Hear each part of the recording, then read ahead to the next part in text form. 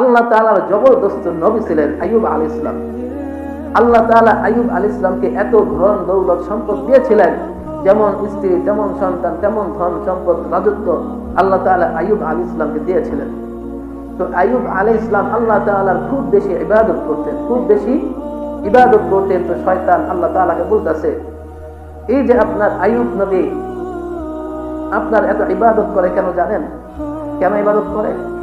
এই যে আপনি তাকে ধন সম্পদ দিয়েছেন, রাজত্ব দিয়েছেন, সন্তান সন্ততি দিয়েছেন, স্ত্রী দিয়েছেন, সমস্ত নিয়ে আমাদের তাকে ডুবাইয়া রাখছেন, এই জন্য আইয়ুব নবী এত ইবাদত করে। যদি এত কিছু না দিতেন, যদি ধন দৌলত না দিতেন, সুস্থতা না দিতেন, তাহলে আইয়ুব নবী কখনো আপনার ইবাদত করতেন না। আল্লাহ বলেন তাই? হ্যাঁ।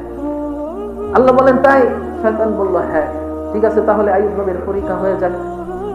তো আল্লাহ তাআলা আইয়ুব নবীর পরীক্ষা নিলেন। তার যত ধন দৌলত সম্পদ ছিল সব কিছু আল্লাহ তাআলা কেড়ে নিয়েছেন। স্ত্রীদেরকে সন্তানদেরকে তার থেকে সরাইয়া দিয়েছে।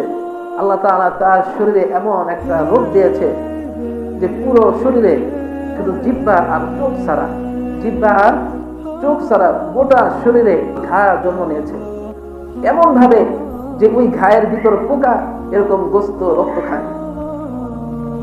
শরীরের ভিতর এমন ঘা হয়েছে, পুরা গোটা শরীরে এমন ঘা হয়েছে, আর এমন দুর্গন্ধ যে দুর্গন্ধে তার স্ত্রীরা টিকতে পারে না, সবাই চলে গেছে। শুধু একমাত্র তার স্ত্রী রহিমা দেবী ছিল, সে তার স্বামীকে তথা আইয়ুব নবীকে ছেড়ে কোথাও যায় নাই। 18 বছর, দীর্ঘ 18 বছর আল্লাহ নবী আইয়ুব আলাইহিস সালামকে এই পীড়ায় খেয়েছে, কিন্তু একটা দিনের জন্য, একটা মুহূর্তের জন্য আইয়ুব নবী আল্লাহকে ভুলে নাই। সুবহানাল্লাহ।